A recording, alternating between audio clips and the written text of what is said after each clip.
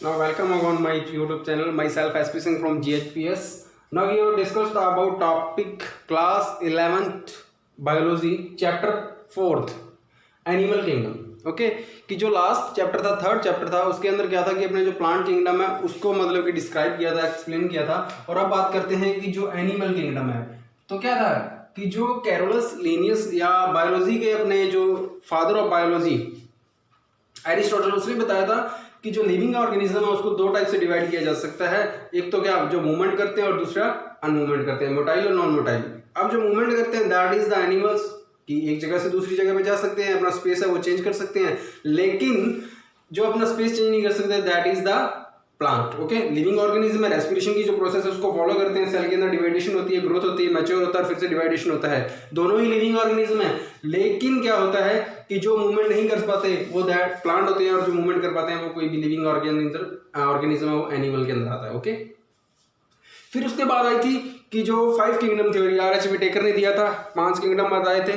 ठीक है, और उसके बाद क्या था कि जो 5 किंगडम था उसके अंदर क्या था, उसने क्लासीफाई किया था जो बड़े बड़े 5 किंगडम थे उनको बताया था. ओके, जो आपने लास्ट थर्ड चैप्टर में पढ़े थे. तो अब क्या है कि जो थर्ड चैप्टर में बताया गया था तो उसके बाद क्या था कि जो प्लांट किंगडम है उसको अपने क्लासीफाई कर लिया, 5 टाइप थे उसके भी. ठीक है, अब बात करते हैं कि जो फोर्थ है एनिमल किंगडम उसके अंदर. ठीक है, तो अब क्या था कि जो एनिमल किंगडम है उसको अगर डिस्क्राइब किया गया या क्लासीफाई किया गया तो उसके अंदर भी क्या है क्राइटेरिया था. कुछ ऐसा क्राइटेरिया का मतलब कुछ ऐसे कैरेक्टर्स चूज किए थे, उन कैरेक्टर्स के अकॉर्डिंग उनको क्या किया, क्लासीफाई किया गया एनिमल्स को. ओके, तो सबसे पहले बात करते हैं कि नंबर ऑफ सेल्स कि जो कुछ लिविंग ऑर्गेनिज्म है वो नंबर ऑफ सेल्स के अकॉर्डिंग अगर उनको बेसिस क्लासीफाई किया गया तो नंबर ऑफ सेल का मीन क्या होगा एक्चुअली कि कुछ ऐसे ऑर्गेनिजम्स हैं उनकी बॉडी क्या है कि सिर्फ एक सेल होती है, जो एक सिंगल सेल होती है उससे ही डेवलप हो जाती है. ओके स्टूडेंट्स, कि जो एक सिंगल सेल होती है उनसे ही पूरी की पूरी बॉडी डेवलप हो जाती है. फॉर एग्जांपल आपने देखा होगा कि सिंगल सेलुलर एनिमल के अंदर या ऑर्गेनिज्म के अंदर आता है amoeba, that is the single cellular या यूनिसेलुलर बोल सकते हैं अपने. ओके, और कुछ क्या होते हैं कि जो अपने ऑर्गेनिजम्स होते हैं उनको क्या है एक से ज़्यादा सेल्स की जरूरत पड़ती है अपनी बॉडी को परफॉर्म करने के लिए, फंक्शन परफॉर्म करने के लिए, सिस्टम को परफॉर्म करने के लिए, अपनी बॉडी को बनाने के लिए. That is the multi cellular. Okay, second type of cells कि जो सेल है उस ऑर्गेनिज्म की बॉडी को बनाने के लिए जो पार्टिसिपेट कर रहा है वो यूकैरियोटिक है या प्रोकैरियोटिक है. ओके, ठीक है, प्रो मतलब सबसे पहले जो डिस्कवर हुए थे प्लांट सेल के अंदर मोस्टली जो यूज किए दैट इज द प्रोकैरियोटिक, और जो जितने भी लिविंग ऑर्गेनिज्म है सिंगल सेलुलर को छोड़ के मल्टी सेलुलर के अंदर दैट इज द यूकैरियोटिक. और अपने ह्यूमन बीइंग की बात करें या मैमल्स की बात करें तो वो भी क्या होते हैं प्रकार के यूकैरियोटिक होते हैं. फिर बात आती है मोड ऑफ द न्यूट्रिशन की मोड ऑफ न्यूट्रिशन मतलब कि वो अपना जो भोजन है वो कैसे बनाते हैं, कैसे लेते हैं, खुद बनाते हैं, किसी के और के ऊपर डिपेंड करते हैं. ये भी थर्ड सेकंड चैप्टर था क्लासिफिकेशन वाला, उसके अंदर बहुत अच्छे से डिस्क्राइब किया गया था मैंने. और उसके अंदर क्या था कि जो हेटरोट्रॉपिक और ऑटोट्रॉपिक. ऑटोट्रॉपिक्स मतलब कि जो फोटोसिंथेसिस की जो प्रोसेस है उसको फॉलो करते हैं और जो अपना न्यूट्रिशन है वो खुद बनाते हैं, that is the autotrophic. Okay बच्चों, अब बात करते हैं कि हेटरोट्रॉपिक कौन से होते हैं, जो डिपेंड करते हैं किसी अदर ऑर्गेनिज्म के ऊपर. ओके, कि जो किसी भी ऑर्गेनिज्म के ऊपर डिपेंड करते हैं दैट इज द हेटरोट्रॉपिक. और हेटरोट्रॉपिक के अंदर क्या आते हैं अपने मैमल्स आते हैं, एनिमल्स आते हैं. कुछ वो क्या होते हैं कि अपना भोजन खुद नहीं बना सकते लेकिन किसी के ऊपर डिपेंड करते हैं. Okay, for example human being इसका सबसे बड़ा है जो क्या करता है ऑटोट्रॉप्स यानी पेड़ पौधों को क्या उनके ऊपर डिपेंड करता है, या कुछ ऐसे ऑर्गेनिज्म है उनको खाता है, उनके ऊपर डिपेंड करता है. अब बात करते हैं कि जो एनिमल किंगडम है उसको क्लासीफाई किया गया या उसका बेसिस ऑफ द क्लासिफिकेशन था तो वो क्या था, वो क्राइटेरिया क्या था. सबसे पहले बात करते हैं कि जो लेवल ऑफ द ऑर्गेनाइजेशन की उनकी जो बॉडी बनी है उसका ऑर्गेनाइजेशन की किस प्रकार से उनकी बॉडी को मैन्युफैक्चर किया गया, किस प्रकार उनकी बॉडी डेवलप हुई है, किस प्रकार बनी है. तो सबसे पहले आती है बात level of organisation, that is the cellular level. First cellular level मतलब कि कुछ ऐसे ऑर्गेनिजम्स या एनिमल्स होते हैं जो क्या है कि सिर्फ एक ही सेल से उनकी बॉडी डेवलप हो जाती है. फॉर एग्जांपल एंट अमीबा, इसका सबसे पैरामीशियम यूग्लिना, ये क्या होते हैं एक प्रकार के सिंगल सेलुलर या यूनिसेलुलर ऑर्गेनिजम्स होते हैं, एनिमल्स होते हैं. तो वो क्या होता है सेलुलर लेवल की एक ही बॉडी एक ही सेल बनी, सेल से पूरी बॉडी डेवलप होगी और कहीं भी जाके वो लीव कर सकता है, that is the unicellular, that इस organisation is called the cellular level. मतलब एक सेल बनी, वो अलग से अपनी बॉडी के फंक्शन है वो परफॉर्म कर रही है और अलग से वो लीव कर रही है, that is the cellular level. Okay, अब क्या हुआ कि जो सेलुलर लेवल है वो इनफ नहीं है उसकी बॉडी को बनाने के लिए या अपनी पूरी बॉडी के जो फंक्शन है परफॉर्म करने के लिए। तो क्या हुआ कि धीरे धीरे उनके अंदर डिवाइडेशन हुआ और उसके सेम मतलब कि जीरोक्स कॉपीज हुई और काफी सारे ग्रुप ऑफ द सेल्स बना, फिर क्या बन गया, टिश्यू बन गया। ओके, फिर मतलब टिश्यू बन गया, मतलब कि उसकी बॉडी को परफॉर्म करने के लिए फंक्शन टिश्यू की जरूरत है।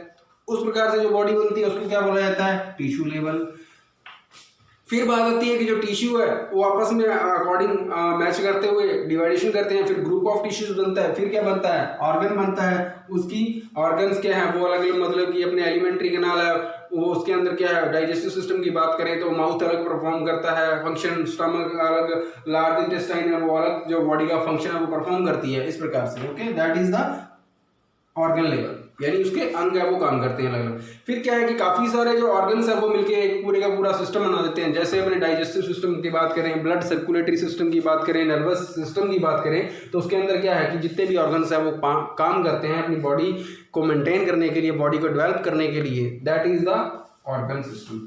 ये पता लग गया। इन सारों के एग्जाम्पल आपकी एनसीईआरटी की बुक के अंदर बहुत अच्छे से मेंशन किए हुए हैं, स्पेस कम होने के कारण मैं लिख नहीं सकता। और अब बात करते हैं कि जो ये लेवल ऑफ ऑर्गेनाइजेशन है ये आपको कंप्लीट हुआ, मतलब कि बॉडी का जो लेवल है, जो उनकी बॉडी है वो डेवलप हुई है, उनका ऑर्गेनाइजेशन मतलब होता है बनाना, कि वो किस प्रकार से बनती है। पहले सेलुलर लेवल, फिर टिश्यू लेवल, फिर ऑर्गन और ऑर्गन सिस्टम लेवल, फिर एक पूरी की पूरी क्या बॉडी बनेगी। और बॉडी बनेगी यानी एक न्यू एनिमल्स या ऑर्गेनिजम्स। ओके, फिर बात करते हैं साइमेट्री। साइमेट्री का एक्चुअली मीन होता है कट करना या डिवाइड करना। किसी भी ऑर्गन या बॉडी है कोई भी एनिमल की, तो उसको अगर डिवाइड करेंगे या कट करेंगे तो वो साइमेट्री के अकॉर्डिंग 3 प्रकार के होते हैं, ए साइमेट्री, बाइलेटरल साइमेट्री और रेडियल साइमेट्री। इनका मीन क्या होता है एक्चुअली, ए साइमेट्री, ए साइमेट्री का मतलब कि कोई भी एक ऑर्गेनिज्म है या एनिमल्स है तो उसकी अगर बॉडी को कट किया जाए, मतलब उसको डिवाइड किया जाए, तो वो प्रॉपर पार्ट्स में अगर अपने को नहीं मिलती, that is the asymmetry. For example amoeba, तो जो अमीबा है वो उसकी कोई प्रॉपर शेप या साइज नहीं होती, ठीक है। तो अगर इसको कट करेंगे, ना ये इक्वल पार्ट है या ना ये इक्वल पार्ट है, ना ये या ना ये। ओके स्टूडेंट्स, पता लगा कि कोई भी 2 इक्वल पार्ट्स हमको नहीं मिलते, उस प्रकार का जो एनिमल्स होता है उसमें पाई जाने वाली साइमेट्री होती है, उसको क्या बोला जाता है, एसाइमेट्री। ओके, एंड अमीबा इसका एग्जांपल है। सेकंड बात करते हैं बाइलेटरल। बाइलेटरल का मतलब होता है कि कोई भी ऑर्गेनिजम्स है, एनिमल्स है या लिविंग ऑर्गेनिज्म है, उसकी अगर बॉडी को कट किया जाए, वो भी कौन सा, लॉन्गिट्यूडनल। लॉन्गिट्यूडनल का मतलब होता है कि लंबवत, लंबी जो उसकी बॉडी है। फॉर एग्जांपल की अपनी बॉडी है तो इसको लॉन्गिट्यूडनल मतलब हेड से लेके टेल तक अगर कट किया जाए तो 2 इक्वल पार्ट्स जो है वो हमारे को मिले, दैट इज द बाइलेटरल। इसका एग्जांपल है ह्यूमन बीइंग, कि हमारी बॉडी है उसको लॉन्गिट्यूडनल ये हो गया, अगर इसको काटा जाए तो 2 इक्वल पार्ट्स हमको मिलेंगे, यानी लेफ्ट और राइट 2 इक्वल होंगे, दैट इज द बाइलेटरल। फिर बात करते हैं रेडियल की। रेडियल साइमेट्री क्या होती है कि कोई भी ऑर्गेनिजम्स है या एनिमल्स है तो रेडियल का मतलब होता है राउंड शेप। अगर राउंड शेप है तो उसको उसके सेंटर पॉइंट से कट किया जाए तो 2 इक्वल पार्ट्स मिले, चाहे यूं कट करो, चाहे यूं करो, चाहे यूं करो। अब यूं करेंगे तो ये भी और ये भी 2 इक्वल पार्ट हुए। अगर यूं कट किया तो ये वाला पार्ट और ये वाला पार्ट क्या होगा, इक्वल। उस प्रकार की जो साइमेट्री किसी भी एनिमल में पाई जाती है उसको क्या बोला जाता है, रेडियल साइमेट्री। ओके, मतलब कि जो बॉडी का अगर उसका डिवाइडेशन किया जाए तो वो 2 इक्वल पार्ट्स में मिले। एक तो होती है एसाइमेट्री, कोई भी इक्वल पार्ट नहीं है। फिर बाइलेटरल कि उसको लॉन्गिट्यूडनल कट किया तो 2 इक्वल पार्ट मिले उस बॉडी की। फिर बात करते हैं रेडियल की, अगर राउंड शेप उसको काटा जाए और सेंटर पॉइंट से तो 2 इक्वल पार्ट्स मिले, that is the radial symmetry. Okay, फिर बात करते हैं कि जो जर्म लेयर या एम्ब्रियोनिक लेयर बोला जाता है। एम्ब्रियोनिक लेयर मतलब कि जो जाइगोट से जब एम्ब्रियो डेवलप होता है तो उसके अंदर जो लेयर्स हैं वो कितनी प्रेजेंट होती हैं। ये 2 टाइप के होते हैं, एक तो होता है डिप्लोप्लास्टिक और एक होता है ट्रिप्लोप्लास्टिक। डिप्लोप्लास्टिक और डिप्लो का मतलब डाई का मतलब होता है 2 या 2, और ब्लास्टिक मतलब ब्लास्टो का मतलब कि 2 लेयर्स, और इसके अंदर ट्राई मतलब 3, जो 3 लेयर्स है वो प्रेजेंट होगी। अब 2 या 3 से क्या मीन हुआ, तो एक्चुअली मीन या इसके अंदर डिफरेंसेस ये होता है, इसके अंदर 2 लेयर्स प्रेजेंट होती हैं और इसके अंदर 3। अब बात करते हैं कि 2 लेयर कौन कौन सी होती है। सपोज करो ये जाइगोट और डेवलप हो रहा है, ओके, ये सबसे बाहर की मेम्ब्रेन, उसके बाद ठीक है, एक लेयर तो ये होगी, दूसरी लेयर होगी उसकी ये,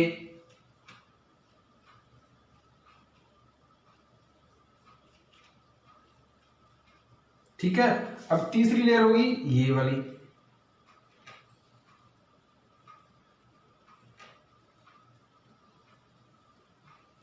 तो टोटल कितनी हुई।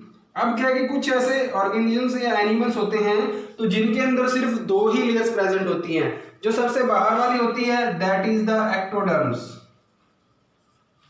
सबसे बाहर की तरफ दैट इज द एक्टोडर्म्स, और सबसे अंदर की तरफ एंडोडर्म, और बीच वाली है 2 ये दैट इज द मीजोडर्म। अब क्या है कि कुछ ऐसे एनिमल्स होते हैं जिनके अंदर एक्टोडर्म्स और एंडोडर्म्स दोनों पाई जाती हैं, दैट इज द डिप्लोब्लास्टिक, यानी 2 लेयर प्रेजेंट होती हैं। कौन सी, जर्म लेयर या एम्ब्रियोनिक लेयर, सिर्फ 2 ही प्रेजेंट होती हैं। कौन कौन सी, एक तो एक्टोडर्म प्रेजेंट होगी और दूसरी एंडोडर्म्स, और मीजोडर्म क्या होगी, एब्सेंस होगी, that is the diploblastic animals. और अगर बात करें डिप्लोब्लास्टिक, तो उसके अंदर क्या होता है कि जो डिप्लोब्लास्टिक एनिमल्स होते हैं उनके अंदर क्या है कि जो एक्टोडर्म भी है और एंडोडर्म तो है ही है, लेकिन उसके साथ उनके बीच में मिडिल लेयर उनकी मीजोडर्म भी प्रेजेंट होगी, that is the diploblastic. Okay, जो डिप्लोब्लास्टिक होते हैं वो डिप्लोब्लास्टिक होते हैं, वो तो होते हैं ट्रिप्लोब्लास्टिक के अंदर प्लेटी हेलमिंथेस आते हैं। ओके, इन सब का क्लासिफिकेशन आगे करवाऊंगा मैं। अब बात करते हैं कि जो सिलोम मतलब कि जो हमारी पूरी की पूरी बॉडी है, माउथ से लेके एनस तक एक पाइप लाइक स्ट्रक्चर है। पाइप लाइक स्ट्रक्चर अपने को पता है, तो पूरे का पूरे जो बॉडी का फंक्शन है वो डाइजेशन के अकॉर्डिंग परफॉर्म होता है। तो पाइप लाइक स्ट्रक्चर के अंदर क्या है कि उनके सिलोम प्रेजेंट होती है या नहीं, that is the division of the coelom, basis of coelom. Coelom के बेस के ऊपर 3 प्रकार के होते हैं, एक होते हैं सिलोमेट्स, एक होते हैं स्यूडोसिलोमेट और एक होते हैं एसिलोमेट्स। वही सेम फंक्शन यहाँ होता है कि ये पूरी की पूरी क्या है, पाइप है, चलती रहती है। पाइप के अंदर क्या है कि कुछ के अंदर तो क्या है सिलोम पाई जाती है, कुछ के अंदर नहीं पाई जाती। अब ये देखो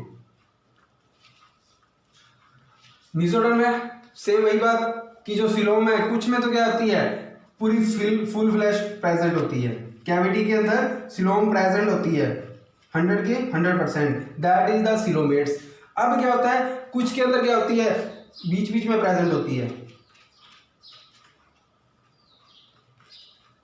ये बीच में क्या होती है गैप होते हैं, और कुछ कुछ जगह पे क्या होती है उसकी सिलोम प्रेजेंट होती है उस कैविटी के अंदर, पाइप लाइक स्ट्रक्चर के अंदर। ओके, उनको क्या बोला जाता है स्यूडोसिलोमेट्स। और क्या कुछ में क्या होता है बिल्कुल ही एब्सेंट होती है कि जो सिलोम है वो पाई नहीं जाती, एब्सेंस होती है सारे में, दैट इज द एसिलोमेट्स। जिनके अंदर सिलोम पाई जाती है full flash, that is the coelomates. Okay student, जिनके अंदर कुछ स्पेस में पाई जाती है, कुछ के बीच में गैप होता है, दैट इज द स्यूडोसिलोमेट्स। फिर बात आती है कि जो एसिलोमेट्स जिनके अंदर बिल्कुल ही एब्सेंस होती है, क्या सिलोम। ओके, अब 5th पॉइंट की बात करते हैं कि जो सेगमेंटेशन होता है डिवाइडेशन, टुकड़े या खंड। फॉर एग्जाम्पल अगर आपने लीच देखी हो या जोंक या अर्थवॉर्म देखा हो, कैंचुआ, उसकी इस शेप के अंदर बॉडी होती है। ओके, तो उसके अंदर क्या है सबसे बाहर की तरफ यूं कट लगे होते हैं, ये पूरी बॉडी है, उसकी बॉडी के अंदर बाहर की तरफ कट दिखाई देते हैं, मतलब टुकड़े देते हैं, रिंग लाइक स्ट्रक्चर्स अपने को दिखाई देती है। तो वो रिंग लाइक स्ट्रक्चर्स होती है वो उसके सेगमेंटेशन होते हैं। सेगमेंटेशन मतलब टुकड़े होते हैं, एक होते हैं इंटरनल, एक होते हैं एक्सटर्नल और एक होते हैं सुपरफिशियल। जो होते हैं इंटरनल वो मतलब अंदर की तरफ भी होते हैं। फिर बात आती है एक्सटर्नल कि वो सिर्फ उसके सेगमेंटेशन से या टुकड़े हैं या डिवाइडेशन सिर्फ आउटर बॉडी पे यानी बाहर की जो बॉडी है उस पे दिखाई देते हैं लेकिन अंदर नहीं होते। ठीक है, अब क्या है कि जो होते हैं सुपरफिशियल्स, तो उसके अंदर क्या है कि जो आउटर सेगमेंट होते हैं सिर्फ आउटर ही बॉडी के ऊपर पाए जाते हैं, दैट इज द सुपरफिशियल, और एक्सटर्नल जो बाहर की तरफ होते हैं। ठीक है, फिर लास्ट एंड 5th पॉइंट या 6th कि जो नोटोकॉर्ड्स है उनके बेसिस पे जो एनिमल्स है उनको 2 प्रकार से डिवाइड किया गया है। एक तो होते हैं कॉर्डेट्स और दूसरे होते हैं नॉन कॉर्डेट्स। कोडेट्स का मतलब होता है कि जो नोटोकोड्स मतलब कि जो रीढ़ की हड्डी बैकबोन है वो प्रेजेंट होती है कुछ में और कुछ में नहीं पाई जाती। जिन एनिमल्स के अंदर या ऑर्गेनिजम्स के अंदर जो हमारी बैकबोन है, हमारी बॉडी को बैलेंस करने के लिए, खड़ा करने के लिए या मूवमेंट करने के लिए जो हेल्प करती है हमारी बैकबोन, वो प्रेजेंट होती है, उनको तो क्या बोला जाता है, कोडेट्स या कोडेटा। और जिनके अंदर नहीं होती है, एब्सेंस होती है रीढ़ की हड्डी या backbone, that is the non कोडेट्स। Okay, ये पूरे का पूरा बेसिस जो classification of the animal kingdom वो आपको कंप्लीट हुआ। इसके आगे जो उनके किंगडम्स हैं, किंगडम को डिवाइड किया है वो नेक्स्ट वीडियो में। Thank you.